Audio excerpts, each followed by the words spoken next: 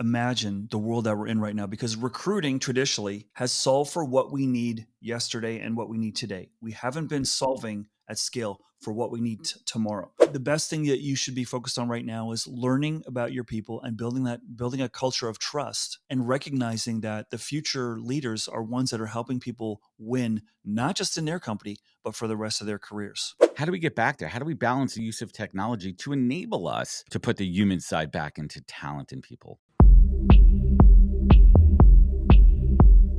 Welcome to the podcast, where we introduce you to incredible humans who share their journeys with the mission to inspire you to harness your own inner tenacity to drive your life and career forward. And now, your host, Adam Posner.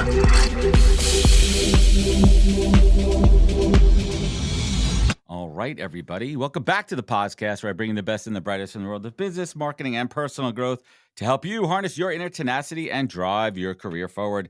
Folks, my guest today on the podcast is Steve Cadigan, a globally renowned talent advisor and founder of Cadigan Talent Ventures, a Silicon Valley-based firm that has guided some of the world's most innovative organizations, including names you probably have heard of: Google, Cisco, Salesforce, and even Man U, Manchester United Football Club. Steve is also a trusted consultant to top VCs and consulting firms like Andreessen Horowitz and McKinsey. I'm sure you guys have heard of those little players in the game there.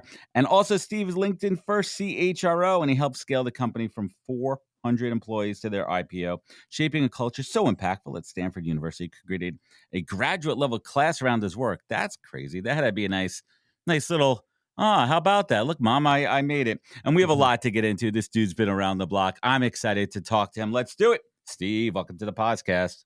Great to be here, Adam. Looking forward to it.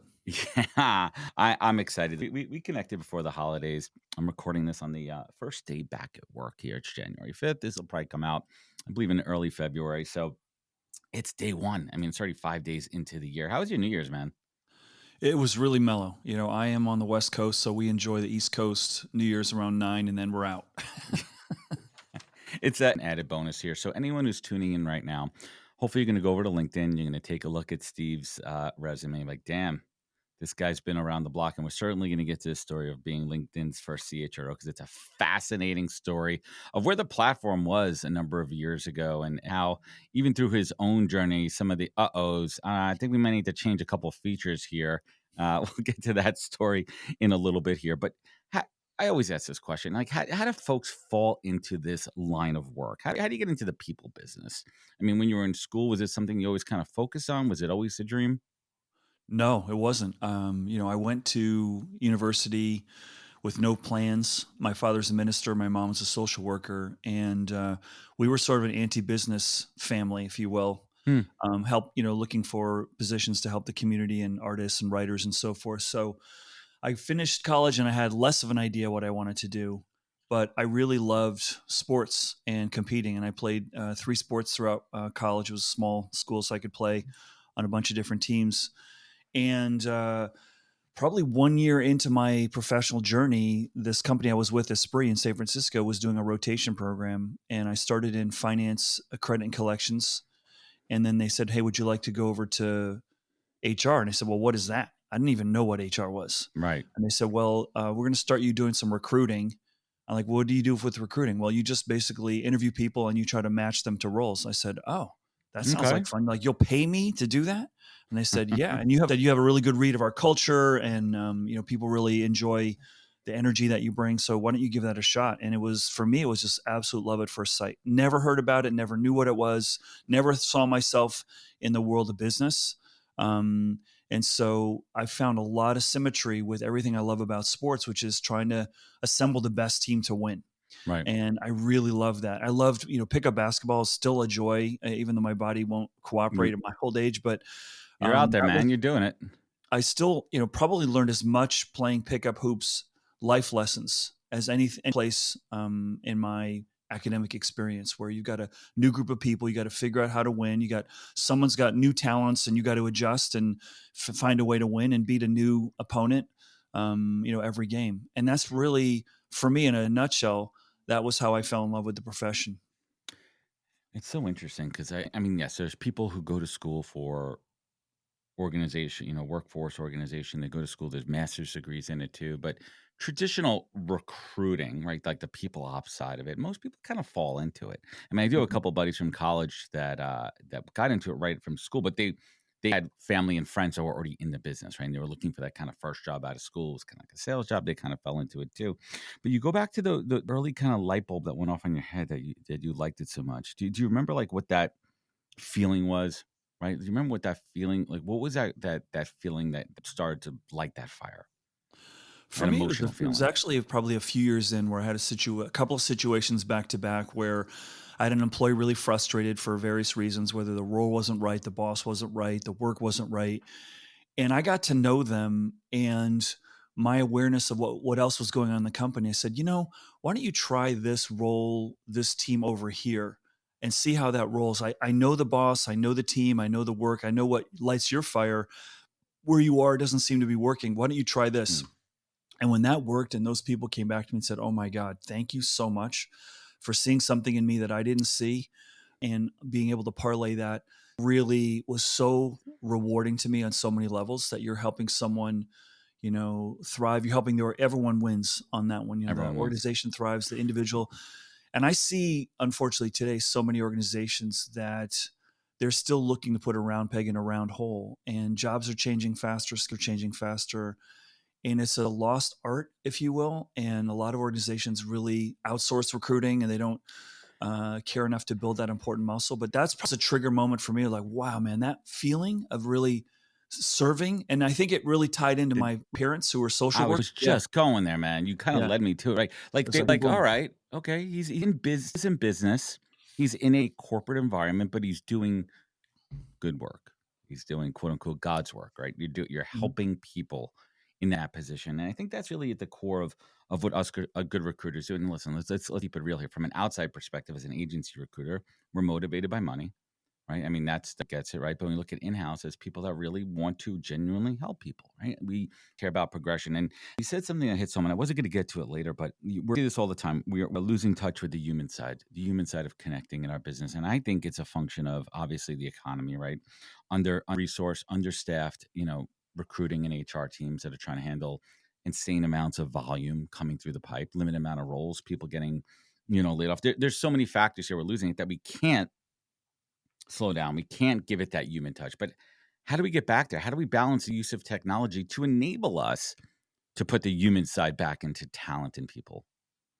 Well, if you think about it, Adam, isn't that the ultimate purpose of what technology should be serving, which is for us Should. to create a more beautiful world? And what I sadly see, and I'll answer your question in a second, but let's Yeah, just go forward a little bit. What I please. see happening more than I think should be happening today is people are using AI and technology to distance themselves from Mhm. candidates and to solve a volume problem, not solve a quality problem. And that's a miss in my book. And I think the greatest challenge that we're presented with right now with AI is to become more aware, sort of re-recognize, if you will, what makes us fundamentally human, because we can see how we can offload lots of things with this new platform that we have with AI. But let's really rediscover and recognize what makes us fundamentally unique and human. And I think, you've heard the adage, if you've been in the world of talent very long, people join a company and they quit a boss. Like, that human relationship really governs the experience for most people. And not investing in that right up front is a miss. And I think what I am starting to see right now, and I'm working with a bunch of different companies that are trying to leverage AI to, make world of recruiting better. What I see is an opportunity for us to recognize something beyond, uh, just seeking someone who has experience and moving into seeking someone who has skill and who can learn something new versus just this, let's go find someone who's done this before, in a world where increasingly fewer and fewer people have done it before, if you will. So Well using said. our awareness of, hmm, let's play out some pattern Mm, recognition here and see who's most likely to be able to figure this out. Not who's done it, but who's most likely to be able to figure it out. And that's a trickier thing to solve. And isn't that the holy grail It of is a holy recruiting? grail. I'm gonna, and I smirk there because I've done 400 plus episodes of the show over 6 years. And when I speak to senior level execs like yourself who are touching, let me rephrase that, who are Mm, people are in the one trait they look for when an interview is someone who could figure it out, right? Mhm. So how do we take this technology that's out there, and it's still very early stage in the TA, HR, tech world, to look for aptitude and attitude versus just skill, experience, skill matching? That's the easy part that the tech could do. We're not even calling it AI. We're calling it advanced machine learning, whatever the hell you want to call it here. But how do you use the technology for pattern recognition to say, how do we look deeper into a person's profile and background and experience? Now, the problem I have, without getting too techie here, is that data. Because right now, this system that we've had for the last 100+ years is a paper resume, a digital resume. How do we get to this world of a career portfolio, a standardized career portfolio where people could have portfolio locker of their accomplishments and what they've done in a way where it's accessible? And I think the future is blockchain, right? Like, how is it immutable? How is it on the blockchain? How is it verified and certified by companies that they worked for? And now we have a source of a portfolio. Like, if you think about someone in the creative space, you could look at their creative portfolio and not just the companies they worked at.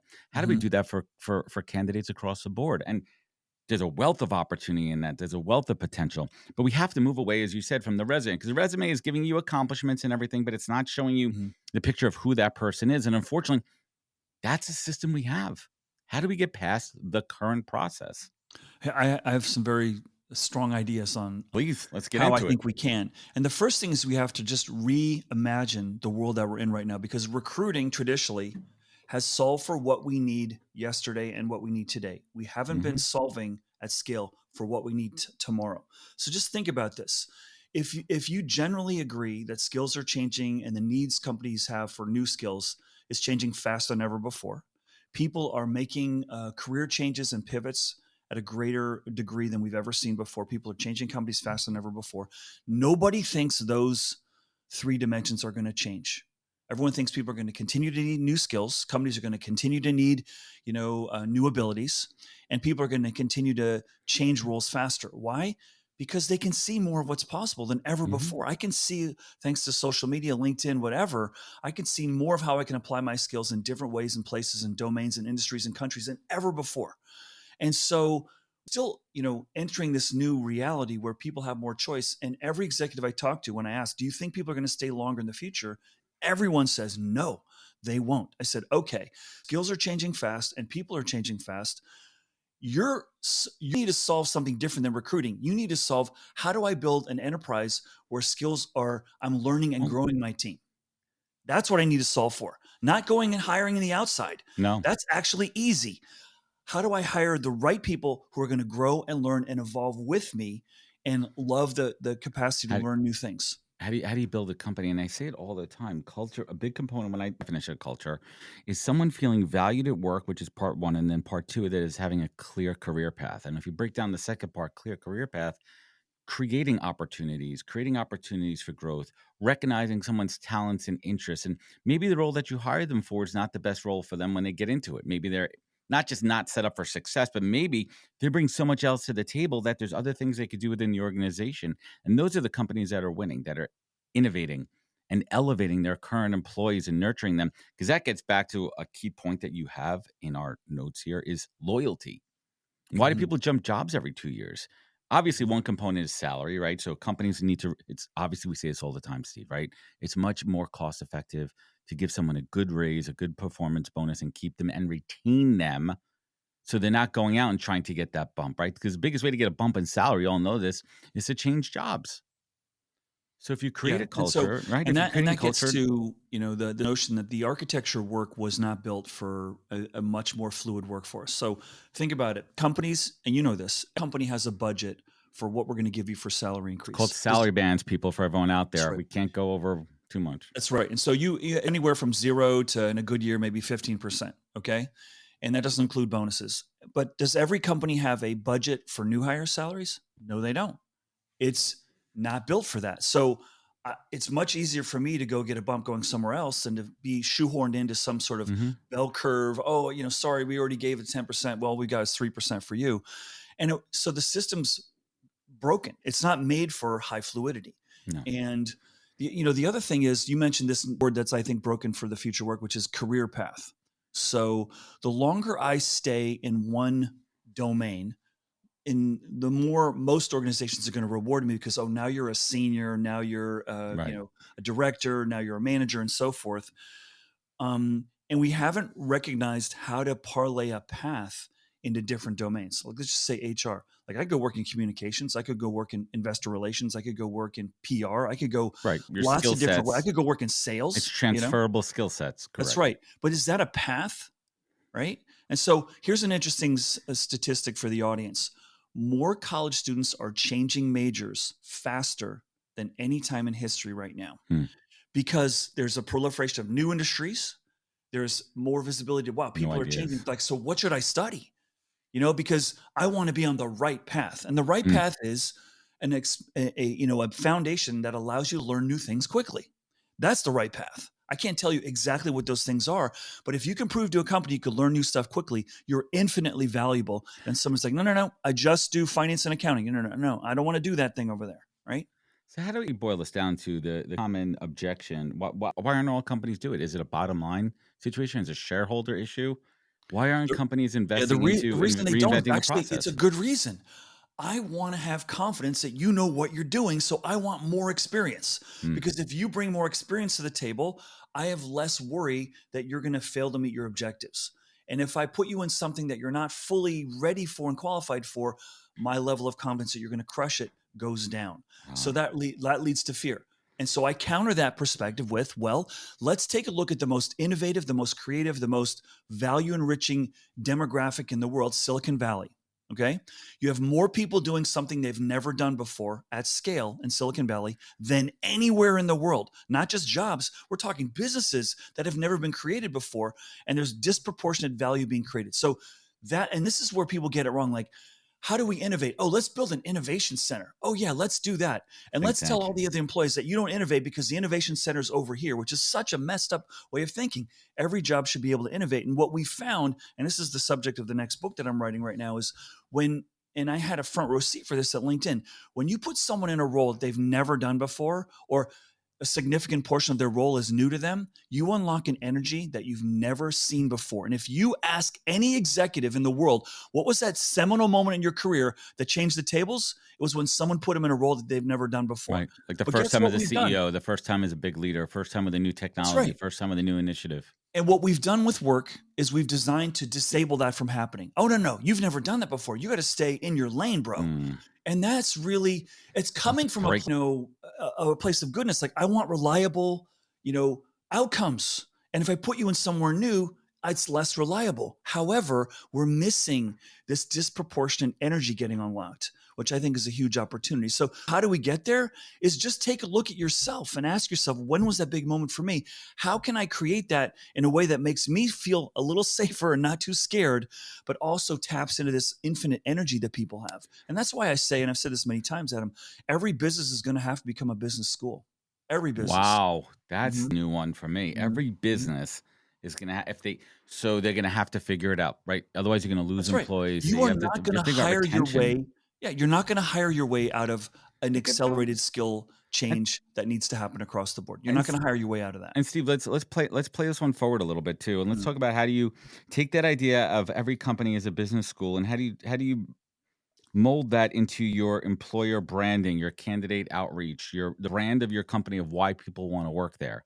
Because we're innovating in our employees. We're always nurturing. Well, I mean, what are some companies right now that are doing a good job of that? Well, I'm going to be real selfish here. I'm very proud of what we did at LinkedIn. We told candidates from the beginning of the interview process, you will find no other place where you will learn more and be more challenged than here. We promise you this will be more career enriching for you than anywhere else you could go. We're not saying more money. We're not saying, you're going to get the golden goose. We're not saying, rewards. But I mean, if collectively we do this, obviously the share price is going to go up and you're going to really win out. And we delivered on that, thankfully. But that's what I think you need to start saying is, listen, we're going to give you the most, learning as possible. And when I say business school, I'm not saying, hey, everyone, 4 hours out of every day, you're going to be in a classroom. No, I'm saying new experiences, new challenges, new roles, new temporary assignments. Yeah. New opportunities. Right. That's right. And maybe it doesn't have to be like every day, but maybe there's a portion of it every day where you're tapping into that. And that is going to get people really fired up, and maybe they want to stay longer. I don't know. For me, retention is just false aspiration right now. Don't try to retain Mm, people. Try to retain the relationship. Try to keep your relationship with them for the rest of their career, and care you about never them, know. not just when they work for you. And that's not how most organizations I work for see it. It's like, oh, you quit, you're dead to me. I'm going to take the Tony Right. Soprano Burn tool the of HR bridge. here. Yeah. You Right. burn the bridge. So let's the rewind button here. I find this story humorous and a quite a case study in how your own experience with applying for the role and getting the role at LinkedIn kind of evolved the technology as well there too. So let's hit the rewind button to take us back to what year was it? What year? Let's give everyone a 2009. okay, so we're talking very, very early days. There's only a few hundred employees over at LinkedIn. Yep. Jeff and Reed and the whole gang over there, we're building out this platform. And a couple of us heard of it. I mean, I was working early days social media at the time. I heard this kind of tinkling of this new social network out there. We had MySpace, we had a couple of things going out there. Yeah. I don't even think Facebook was fully out yet. And this platform comes along called LinkedIn. But at the time, Steve was working for a big gaming company. How did that work? Did you get approached by LinkedIn? Did a recruiter reach out to you? Share this story because there's so many valuable lessons within it. Yeah. Well, the first one, for if you're a job seeker right now, I love how this whole story evolved for me. I'm sitting at Electronic Arts. My wife at the time is working there, and my 3 kids are going to on-site childcare. So we're taking the minivan to and from. It is very comfortable, and EA is paying a really, really healthy salary with great, in a beautiful company with, you can play video games guilt-free Right. during the day. I'm like, this is great. What guy doesn't want to have that kind of job? And one of my kids had a birthday party for some of the other classmates, and my wife's busy during the weekend for whatever reason. I got to take my son to this kids amusement park, and I'm thinking, oh great, Saturday, kids eating sugar all day, yelling and screaming, can't wait for that. So I begrudgingly drive my son to this place called Gilroy Gardens in San Jose, and as I'm walking, I meet another dad who doesn't work at EA, who just had taken a job at LinkedIn from Adobe, Mm. but he hadn't fully accepted yet, and he was negotiating his offer. And I said, "Oh, dude, I do this for my friends all the time. Give me all the deliverables, give Yeah, me let all me the help you. variables, and I've been on the other side of the table. Let me help you negotiate the best possible offer." So I help him out, and I don't hear anything from the guy for, he was a really nice guy. I don't hear anything from him for about a month or two, and then he calls me and says, "Hey, I just found out we're trying to hire our first head of HR. Would you be interested?" Well, I side note, go, he "Oh got the no." job, by the way. Yeah, yeah. And thank you for your help, and thank you for getting me more He's calling stock you and from all that. LinkedIn. He got the job. And so I'm like, "Listen, nah, I'm fine. I'm doing good over here." And then he calls again and says, "No, man, you're a fool if you don't at least come over and just interview, because you are the right profile for what we're looking for. We've been looking for someone for over a year. They haven't found the right person." And so I'm like, okay. So I drag my heels and I go over there. Mm. And I'm a big company guy. I'd never worked for a startup, never worked for a private company. And so it was all kind of new to me. But there was always that, if you live in Silicon Valley, there's always that the dream is to go and, to a private company and take in public. So I interviewed, and I was absolutely like blown away, like jaw dropping, can't sleep at night. And I interviewed in 2 days with probably 15 of their top leaders in every function. And to try to impress them that I was all hip with all this new technology, I was like, well, let me connect with them right away, send them a thank you note with the invitation, this and that.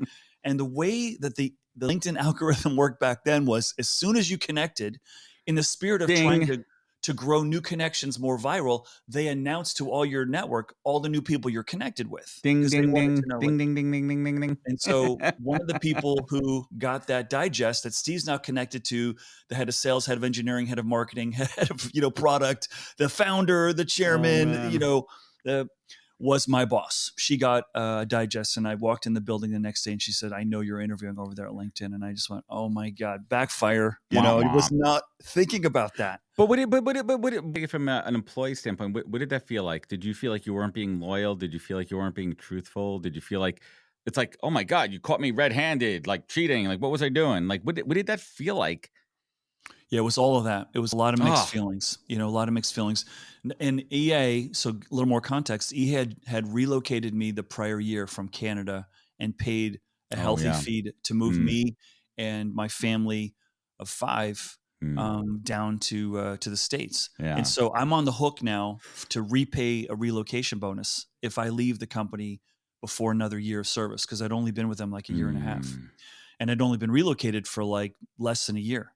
And so But I had been very honest with my boss. I didn't like several things in the company. I didn't like Right. how, anyway, there's a lot of political stuff that was going on at the time that wasn't suiting me, and I didn't feel valued. I'm like, every idea that I have that I Did feel is not going to change the feel game, valued. Goes back to what we said before. Did not feel valued. That's the right? key. That's So right here. I was walking out of the building every day feeling like 2 inches high. Like, what's the point? Now I'm getting a really healthy paycheck, right? So I could like, okay, I could eat a little bit of this, just go to work, do my job it's kind like, of thing. right. And Right. it's an Yeah. easy life, and all the kids are getting great on-site childcare, and I got a great fitness center. I'm healthy, I'm eating well, really nice people, but I wasn't feeling, utilized.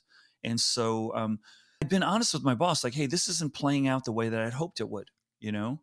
And so she wasn't shocked, but what had happened was she just lost 2 other key people in the prior months. And so this was not looking good for Short-staffed. her, losing staff, you see?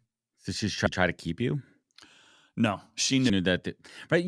Let's kind of pause on this one for a moment here. Yeah. As a real people centric leader who's in tune with your team, when it's past a point of no return. Whether it's a past a point of saving, because if someone in their heart is not in it anymore and they're Mhm. getting drawn to something, and they're not just getting drawn to something because of the money. You also know that too. Is hey, if I know historically we're an underpaying company from a market share perspective, hey, maybe I could keep him here. You know what? Here's an extra 10, 15%. I'll keep you here for a little bit. That's an easy one. But when someone's head not in it, they're gone. You know that if you're in tune with your team. Yeah. But also I presented to her, and she was fully aware what I was being offered, a chief HR officer for a thriving startup with had all the A-level investors behind it. She couldn't match that at EA, right? No. And it wasn't, for me, it wasn't about the money. It was about like, hey, these people really want me, and they've put their money where their mouth is, and I want to take a shot at that. I had to pay close to $100,000 back to EA just to leave. Wow. Because I owed them that on the relay, and I fought that because my wife worked there. I was like, hey, she's there. Like, she's still there. You got her. That's right. So maybe 50%. Nope. No. And that's not how it worked. Yeah, but I mean, So- it was worth it. Let me Let's ask put you it this. that way. I assume you interviewed with the founders, right? Back then, tell us a little bit about that story when they shared the where we are, right, in 2009 to where we are in 2025 here. Let's share this story of their vision, and let's see where we are today, 15, 16 years later. Well, what's really interesting, Adam? None of the leadership team had ever been in the talent space. None of them ever recruited. None of them. I don't think they knew what they were sitting on. They were looking at this in all candor and all respect. And these are some amazing people. They saw the marketing opportunity here. Mm-hmm. They didn't see, I don't think, how dramatic, because this was all born out of connecting people, not out of recruiting. Okay. No, that wasn't so there yet. It was. I'm joining, and that business line is just starting to take root. Okay, as a LinkedIn Recruiter, tool. the early tools of LinkedIn That's Recruiter. right. So I'm walking in, and again, with all due respect to Jeff Weiner and all the great executive leaders, they looked at me like a lot of organizations when you walk in your HR. I don't trust you. You're the enemy. I'm afraid of you. You're going to wreck my company. HR, you're a necessary evil, right? They're looking at me, and I'm thinking like, okay, I've seen this before. I'm going to show you a different side of that. But I appreciate that you've had a bad experience with HR in your history. They've screwed you with some kind of, budgeting you for whatever bonus you wanted or whatever. And so I was looked at very suspiciously, and I had to look past that and to say, okay, they've never seen great HR before. I believe that I can bring that to the table. And I had fortunately for me, some great mentors and some great experiences at the table. And so that was my takeaway. It's like, okay, I don't think they really know what they've got. I think this is going to change the world if they pull it off. That got me really excited. These really, really smart people, they seem to be open to what I can bring them. And for me, it was a culture play. Like, they want to build a great company. I could see that. How did they make you feel that your ideas were going to be welcomed and you weren't a necessary evil? How did they make you feel that? How did they embrace that you were going to bring ideas and innovation? And I wouldn't say change, because it was still a new organization. So you're more like, how are we going to develop a process that we all feel good about? Because I threw it down. I said, listen, if I'm going to come here, this is my belief around how, let's see, performance management should go, how org design should go. This is how I think it's going to go. What do you think? Like, oh, we hadn't thought about that way. That's interesting. And that got me triggered. And then the person who was in the interim role, doing HR was he was more like a product engineering guy. This guy, Arvind Rajan, he was an awesome dude. He thought about it differently. And he was already building some different approaches to talent strategy that they liked. And I thought, oh, if you like what he's doing, I know you're going to like what I'm doing. And so I had some clues. I wasn't convinced, There was though, some honestly. breadcrumbs. It was still a risk. So Mhm. what was that first major kind of plant your flag moment that you got the buy-in for? Something really innovative. It was probably like 2 weeks in. There was a staff meeting, and there was a huge fight on the executive team around performance appraisals. Mhm. Okay. Should we do them? Should we not do them? If we do them, how often should we do them? If we have a rating, should we tell the employee what the rating is? If we have a rating, should it be 1 through 5, 1 through 7? Should it be 5 decimal places?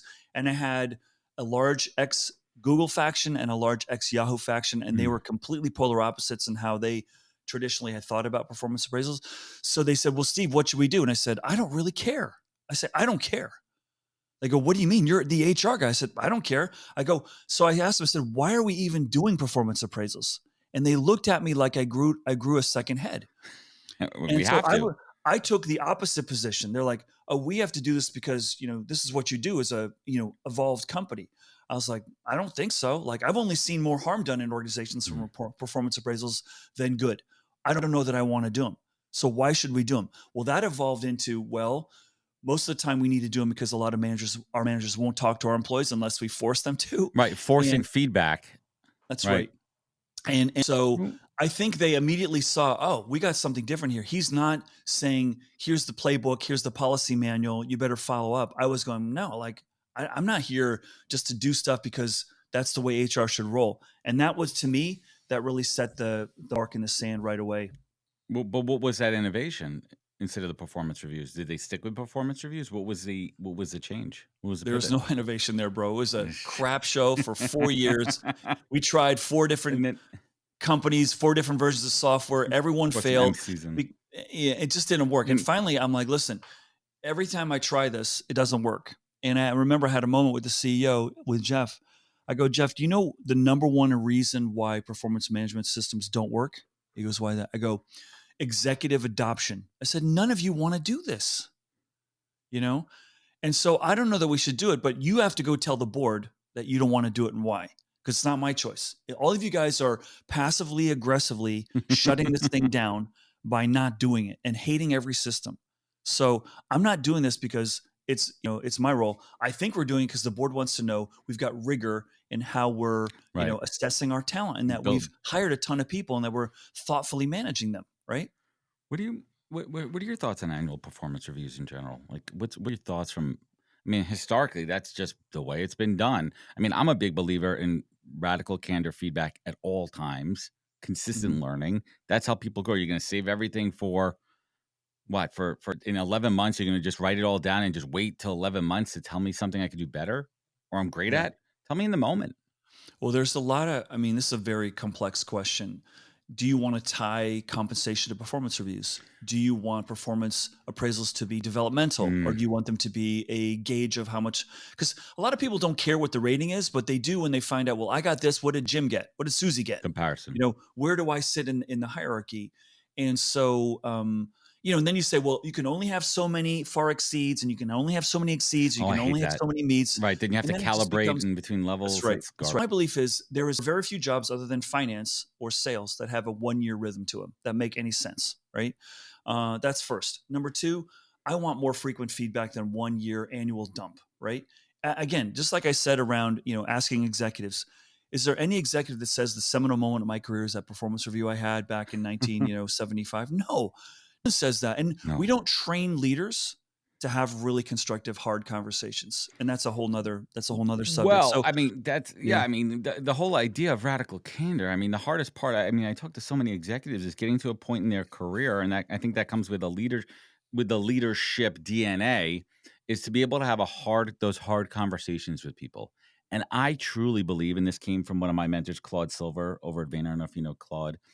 She's the chief heart officer over there. Is feedback is a gift, and treat it as such. And once I heard that and unlocked it, and especially for me, when I give people feedback, especially unsolicited feedback, right? If I'm telling you something and I notice something and I'm positioning it and packaging it in a way that's constructive and coming from a place of care, if you could do that at all times consistently, that's management and leadership.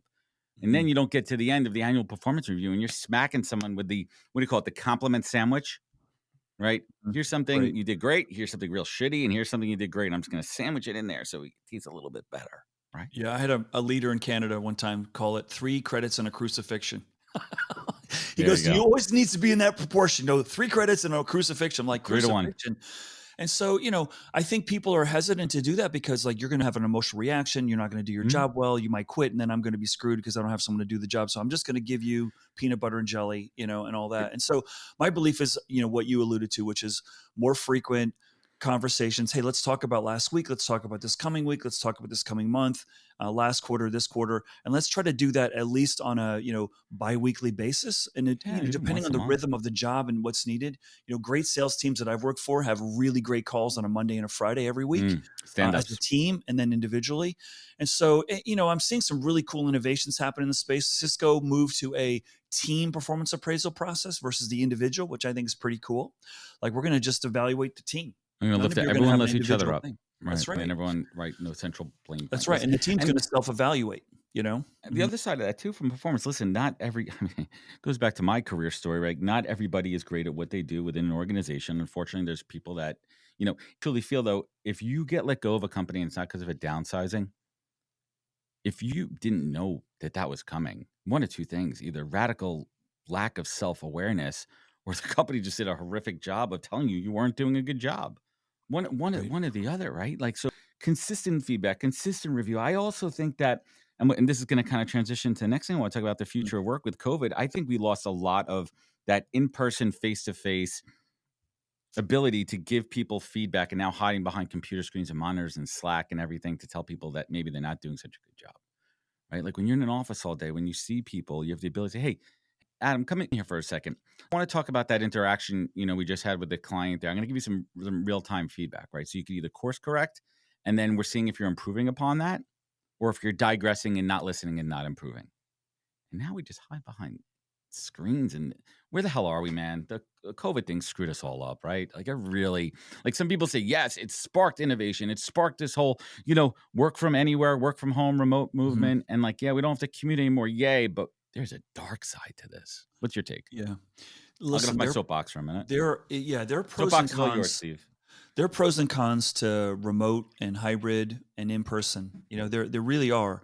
And I think the challenge we're faced with is most of us were brought up in most organizations with an in-person mindset. Most of us. And there's a lot of recognized dimensions of that, and there's a lot of unrecognized dimensions of that. And I think I'll give you an example. When I went from headquarters Cisco to run HR for all of Asia back in, 2002, I had a 2-year stint in Singapore. My relationships with people at headquarters eroded faster than it just rocked my brain. Like people were not giving me the benefit of the doubt. We weren't course correcting an interaction that didn't go well in the hallway the next day. You don't have those. So I really appreciated that. Distance is, disabling your capacity to sort of normalize something that maybe, and as human beings, lack of information usually leads us to think the worst, right? And so when someone is not in presence as much, I don't think we've built the norms and the capacities yet to sort of compensate for that in a constructive way, right? And so I'm not here to say, oh my God, in person is number one, is the best way always. No, some environments, it's definitely better suited for. Like an earlier stage company, man, I'd really want my team not just in the same area. I want them in the same building on the same floor, I want them physically because you're going through organization puberty. And does that happen well in a really remote world? Probably not as well yet. We don't have enough evidence that we can do that as well in a more remote world yet. Hey everybody, Adam here from the Podcast. Today's podcast is brought to you by the team at Fountain. Fountain is your full-service frontline workforce management platform. I have to tell you, Fountain's offerings are some of the most robust I've seen for any product in the space. They offer full solutions for hiring, managing, and retention. They are truly a one-stop shop focused on the frontline workforce. They also create informative content using their data. For example, they analyze a bunch of data from their fast food chains and created a trend report you could download now on their website. They also have a new ebook out called Frontline Voices. There's a lot to dive into.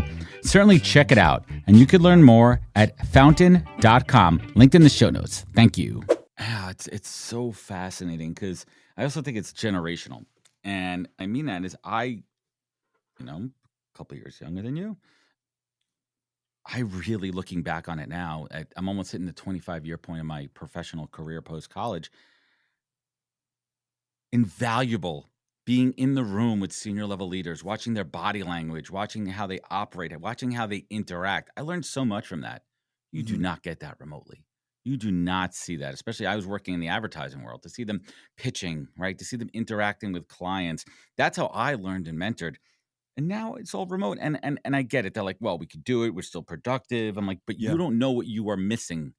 Now, what I'm not saying is that everyone should jump on the train, drive 3 hours in their car every day, but there's a happy medium there. Now, the other side of that too, and I love your take, is not everybody has a great work from home environment and it affects performance. Think about I'm just making up a scenario here. Think about company now gone fully remote since the pandemic. You have a single mom, 2 kids, young kid, expensive. She has 1 kid there a couple hours a day. She's trying to manage that. She's trying to get her job done. Maybe she doesn't have a big home office. Maybe she doesn't have a home office at all. And she's working hunched over at a kitchen table because that's all they have. Versus, hey, I used to have an office. I had a quiet space. I had dedicated. I had no kids around me. Versus competing now, someone in the same job who's a single person who doesn't have that environment. Like, we're so myopic in our thought process that remote is the only way for everybody. Yeah, and this whole domain, and most people believe that some version of hybrid is there. So let's just say in person. Is every moment that you're in person in the office in engaging with other human beings face to face? No, it's not. And so what I love about the debate that we've been having, and it's still raging right now, by the way. Oh, it's never going What away. I love about the debate is similar to AI causing us to have to think about, well, what makes us distinctly human? Okay, let's double down on those. With in person, it's like, well, what should ideally be achieved when we're all together, and how might we optimize that in a way so that the person who is paying a lot for childcare doesn't have to come to the office every day, and they can, I think they're going to work so that they can have a great life for their kids. If we can deliver on that while they're raising the kids versus after they finished working, maybe that's a win-win. But society, cities, let's take San Francisco. I live south of San Francisco. San Francisco has been in crisis since the pandemic. Why is that? Because they've relied on a huge payroll tax that just went away. And 20% of the restaurants closed, dry cleaners closed, public transit in distress because people, Caltrain's been going up and down the peninsula here, and it's like you can see through it when it goes by. There's nobody in it. No one's And taking the BART. it's starting to get a bit of a renaissance back, but patterns shifted. And it's not just work, it's cities and towns and all these infrastructures that were not built for a more remote world of work, And so I talked to my tax accountant a few years ago, and I said, hey, I'm using more of my house now because I don't just have the office where I do stuff. I need a podcast studio. So I want to write off more of my house. And I didn't understand on the real estate market during COVID, why is it going crazy? We're going through a crisis right now. And my tax accountant explained it to me. People need more space in their house because if they're working from home, the home they purchase pre-pandemic does not support more quiet spaces for them to get their work done. So everyone's getting more space. I was like, oh, of course, that makes complete sense. So society wasn't really, in so many ways, prepared for this moment. No, it was a blip. Like, I think we would have gotten to this point eventually with technology. I think the pandemic helped accelerate a lot of the movement here. I also think there's some strange things going on from a candidate perspective too. I don't want to use the word entitlement. I'm going to use it expected. That they should expect a company to be 100% remote. From a company perspective, that's their choice. And if you don't want that environment, they don't have to alter it for you. When did this paradigm shift of like, I'm going to say entitlement. I'm going to make a bold statement there that I'm entitled that I should work remote from anywhere. That's not the case. Companies have a choice. Yeah. Well, I mean, do you feel that? You see that at all? I mean, I just see that just from maybe like my scrolling on LinkedIn and scrolling on Glassdoor that like everybody feels like they have to work remote. or entitled I to it. think, yeah, I think that, for let's just take software engineers, like someone who works in tech most of my career. When you say employee, I think software engineer, Mm. can be a vocal minority of the global workforce. You go to Europe, most housing is for you to sleep in, not for you to work in, Yeah. And so it's small. They don't want to be working at home. They want to be maybe in a shared workspace or Out of maybe the maybe in an office. office. But I think that the interest in that caused the pandemic caused a really great shift in perspective. Like, why am I commuting? Like, and what am I missing when I commute? And that what really happened for a lot of my friends is like, hey, I was never home when my kids got home from school. And that's a joyful moment. Yeah. I don't want to give that up, you know? And so, or people are saying, and for me, when I went to Singapore, for example, I missed having a commute. I was in a taxi for 5 minutes every day to and from. I'm like, no, I need my downtime. I need my decompress time. I need my prepare my thoughts time. Right. And I was really Re-enter the missing that, house. It's so interesting you say that, and it triggered a memory that I had. Early stages of pandemic. Mm, My wife and I were both working out of our bedroom. I had a desk on one side, she had a desk on the other side. And there was no decompression time from the dinner time to when we were done with work. It was just like, let's call it 6:00, 6:01 downstairs. And like your brain was still in work mode. And right. as much as I hated taking the Long Island Railroad to the city every day, back and forth, an hour and a half each day, there on a good day when there was no issues with transit, it was a decompression. There was a decompression Mhm, there. You were mhm, able to decompress and park the day stresses. Now we've also gotten to this part with technology. We are on all the time. I have to yeah. force myself and my wife to take our phone at the dinner table and move it physically across the room. Take Mhm, that break to be present. Everyone thinks because you're home, you're on all the time. And it's also changed the expectations of employers. And I think it works mhm, both ways where an employee needs to set the tone early on. If I'm not, listen, if it's emergencies or time sensitive, yes. But in everyday requests or wait, create boundaries. How do you suggest, what's your thoughts around boundaries, response boundaries, work from home boundaries? How do you establish that? How do you coming from a corporate policy level? Or is it really like on a per leader basis? Yeah, I think it's really interesting that you bring that up because I didn't even plan on bringing that up, but it's a good one. if you think of the world of work, I mean, it's just under attack right now. All the sleep studies, all the studies on stress and anxiety, all the benefit plans that see massive amounts of people on antidepressant, anti-anxieties. We've got, I loved when I worked right out of college back in the mid '80s because when you went home, bro, there was no email, there was no cell phone. It was over. You You walked can't out and even it was find over. me. You can't even find me till I come in tomorrow. You have no idea. They don't even know my home phone number, Maybe you had a beeper. Right? And those days are long gone. Long And gone. I really believe that, companies that are intentionally putting boundaries in for their employees really, really important. I don't know about you, but my feed over the holidays was really interesting on LinkedIn. A couple of people, Melissa Daimler and Sally Thornton, are two people who I love following, and they both independently, I think they probably know each other, but they both said, I have found over my career that the greatest insights to me come when I'm not Hmm. working. It's when I'm thinking and reflecting. And that is working, by the way. And Yeah. so I am purposefully blocking out more time over the holidays. We're shutting our company down, whatever. And that's powerful. But you see, the challenge comes in where I was speaking to, I was at a conference in Portugal a few months ago, 100 of the leading investors in brain wellness and brain science, and Mm. 100 of the leading startups in brain science and wellness. And I asked them, said, hey, what do the studies say about the optimal number of days we should be working? I'm just curious. They go, oh, 3. I go, how many of you that know all this data are working 3 days? Yeah, Not one none of of them. you. None of them. Oh. Why is that? Why is that? Because you're worried your investors are going to No. Blame Henry Ford de-invest for from that. you. You're working less, you're science, but you're not living it. So what is that all about, right?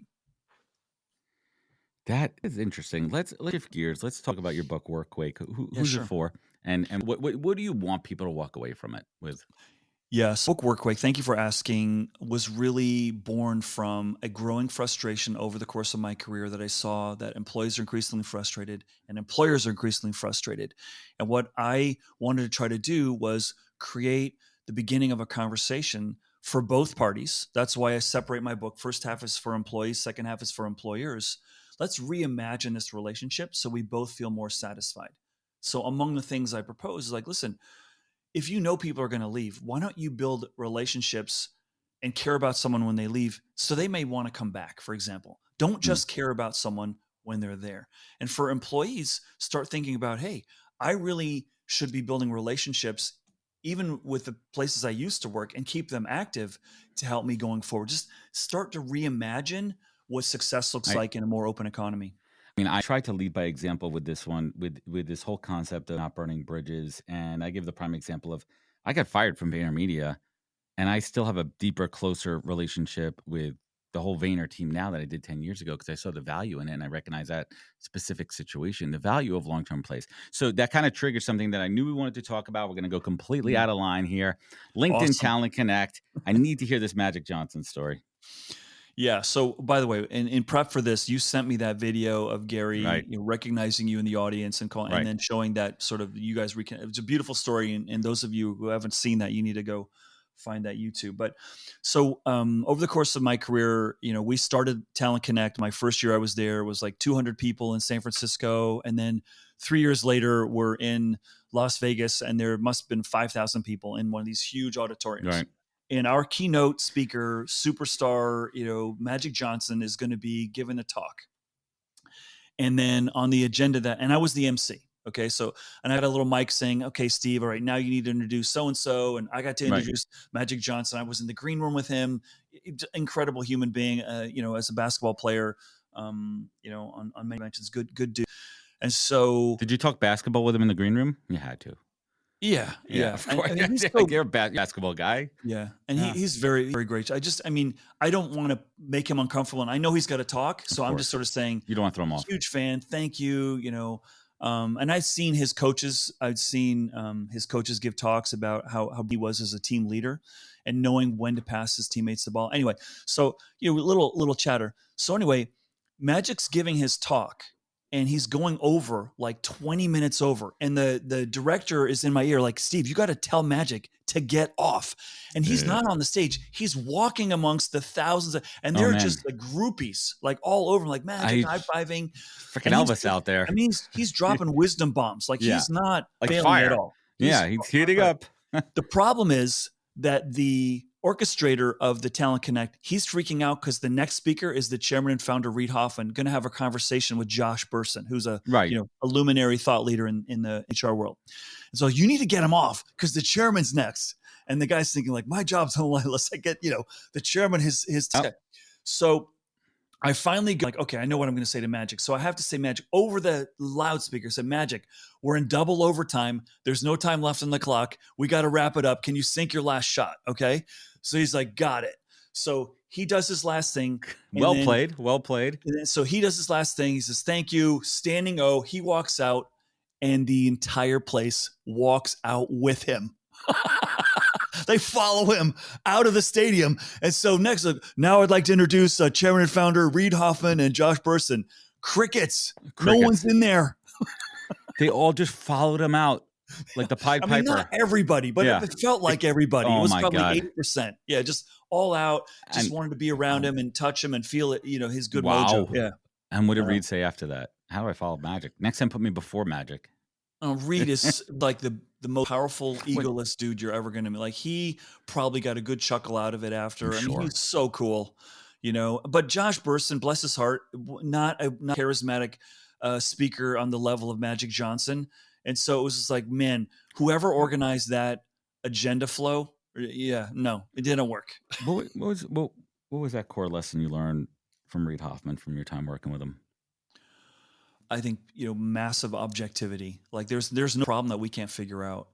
And the gentleness that he could deliver really, really messages. I'll give you a great story. We had a chance in the very early days of LinkedIn when I was there to secure the biggest deal in the history of the company. Google came to us, who was across the street, surrounded us basically with all their buildings, said, hey, you, LinkedIn, know more about our employees than we do. Our employees have given you more of their data than they've given us. Will you build us a learning management system that we can and we'll pay you like, I don't know, $4 million. And our sales guys were discussing this at an executive staff meeting. Should we do the deal or not? Because we've never done a joint venture with anyone before.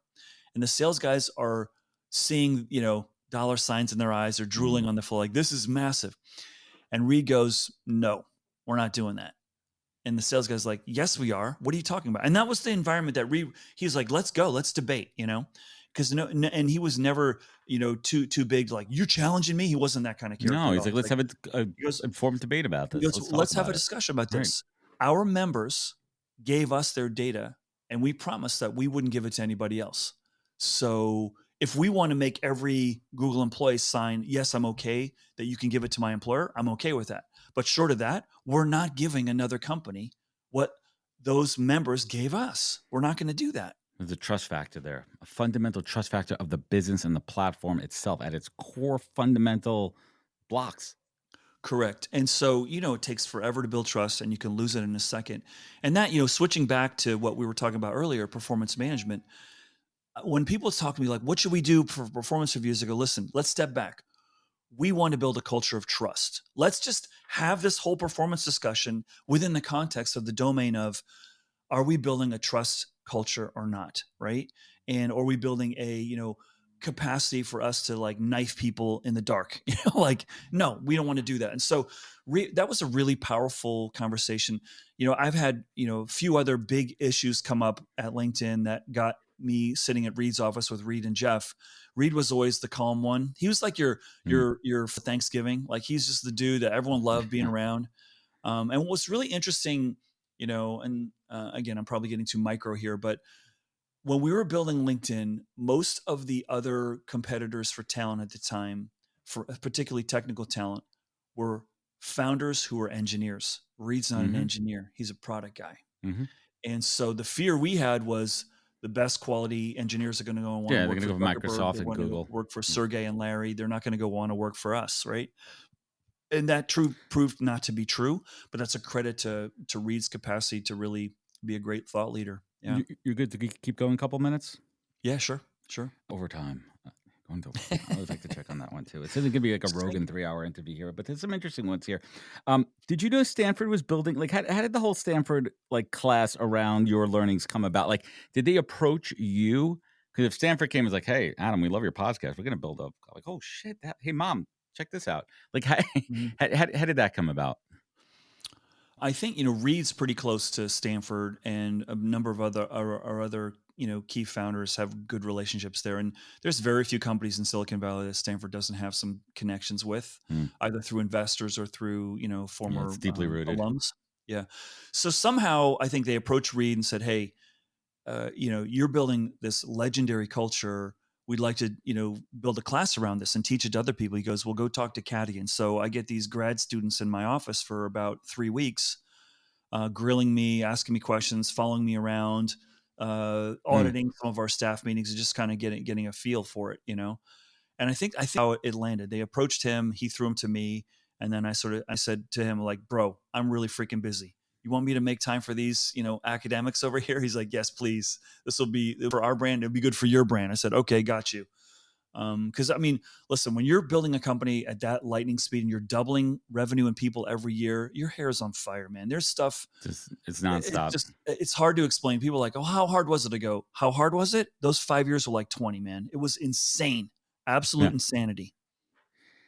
Man, that had a good. So what's next for you? What are you working on? Well, so I left LinkedIn probably a dozen years ago, published my first book not long ago. I'm working on my second one right now. But what I love doing is helping leaders, countries, cities, organizations reimagine talent strategies. The world of work wasn't, and a lot of the rules and architecture wasn't built for the pace of change and dynamism that we face today. So that's what I'm working on right now. My biggest right now are actually in Europe. The Portugal. I've got a bunch of clients over there. Great country. Kismet, my manager, moved there from Kentucky 2 years ago, and then he learned a lot more about me before he went over there, and so it's just opened a lot of doors for us. And as a country, they have fully embraced the startup tech. Everything from the infrastructure with the internet to making it very easy, reduce taxes and immigration. They've made it a very friendly place. Plus, I visited there. It's a 5-hour flight from New York. It's the closest East Coast Yeah. destination in Europe, and it's gorgeous. I mean, everything's good about Portugal, right? There's a Yeah, lot you're of right. You're right. A really smart thing. A lot of countries did this too. I think Costa Rica did, Greece did, hmm some other countries did that are not leading, edge countries said, okay, we got an opportunity here to fast track hmm bringing great talent in. Let's reimagine our immigration process. Now that whenever you do that, there's going to be unintended Of consequences like course. rising property values. Like, whoa, now our citizens can't afford, you Right. What are know, we doing to our own citizens, that's right? right. And so there's been a little bit of a backlash, but they're really smart about that. And for me, like anyone who's listening to this, you want to go where you're wanted. You want to be in a place where and they have welcomed me with open arms and been such great partners that I'm on a faculty of a school called the Nova Business School, which is just outside of Lisbon. And then I work with the city-sponsored what's called the Unicorn Factory, which is Mm. taking the best startups in Europe. And I'm all about, I deliver the seminar. It's like a 2-day seminar on culture, hypergrowth, and recruiting So you're helping them and lay the leadership. foundation for how to set up their own talent and programs, but also That's right. giving them the tools.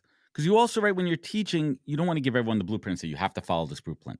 I'm going to show you what has worked, what I think, the strategies, and let you Mhm. formulate your own ideas. Because each company has their own values. It doesn't like when the Netflix geez, I'm blanking on her name. When the playbook, right, when that culture came out, and everyone thought it was a holy Mhm. grail Bible, and yes, you could Patty copy it. McCord. That's who you're Right. thinking Thank of. you. Yeah, yeah. He's- Mhm. You could copy it. Thank you. It's Monday morning here. It's the first Monday of That's the year, right. I guess. Yeah, yeah.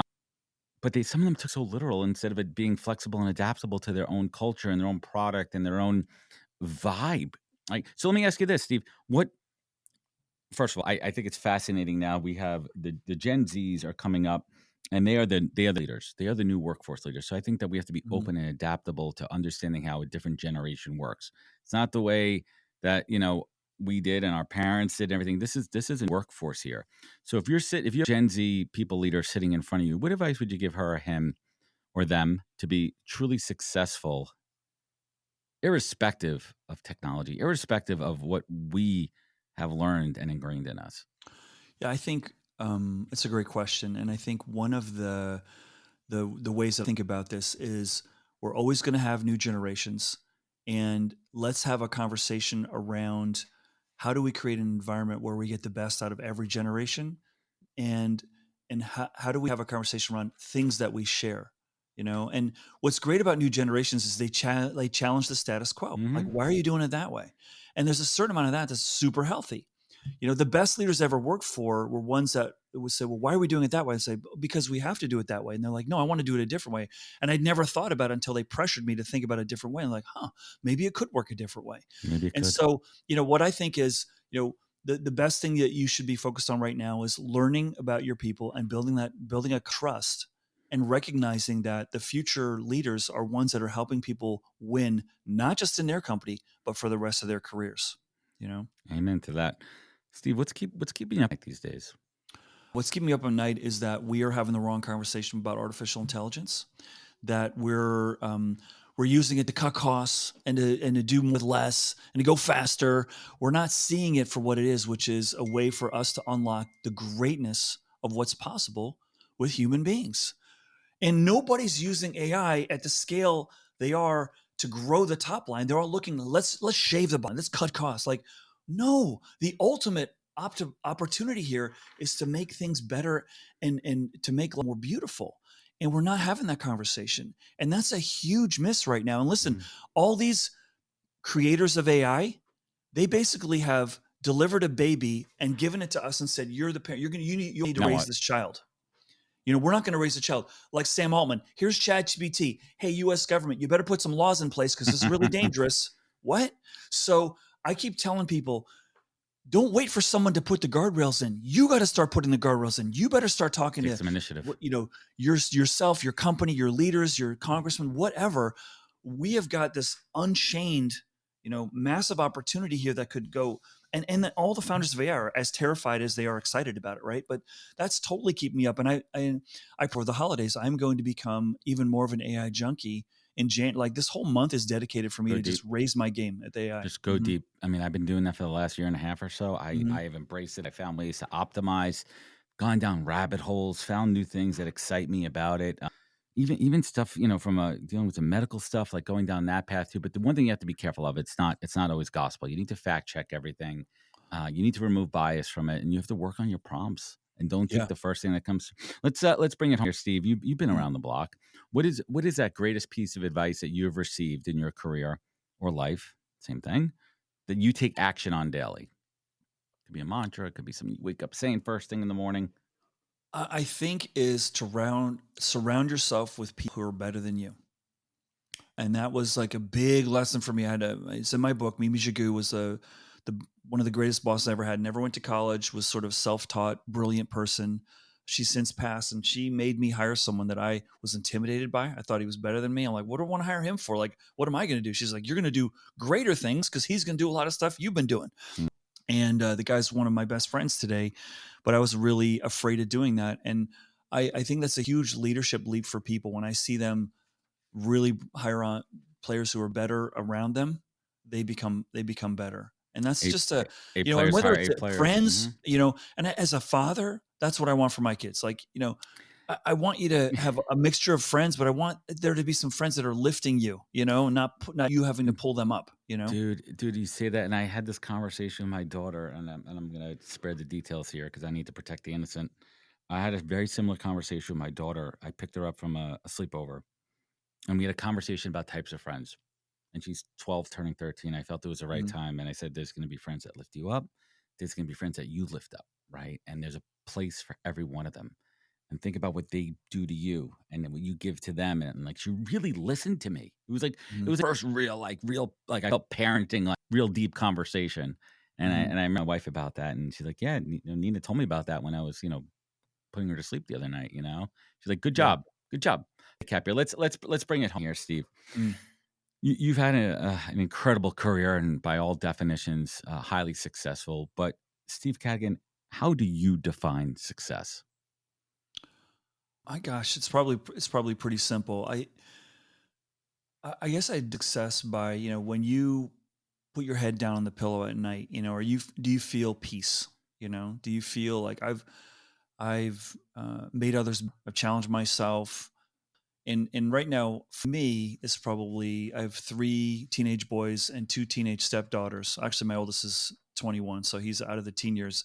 It's sort of like I am so thinking about what I can do to optimize the future that they're going into, which is really, really way more than the future that I walked into.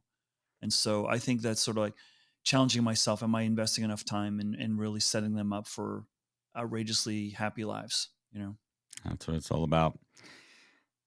Steve, I want to thank you so much for joining us today. It's been a fantastic conversation. Everyone, check out more. You go over to stevecadigan.com. We're going to link it up there. Check him out on TikTok. He said he's doing things on TikTok. See what Steve is doing on TikTok, and check out his book, Workquake. He published it in 2021. That's even more relevant today than the day he published it. We're going to link that up in the Amazon comments. Connected with him on LinkedIn. Anything I missed? Did I miss any places to connect with you? That's it.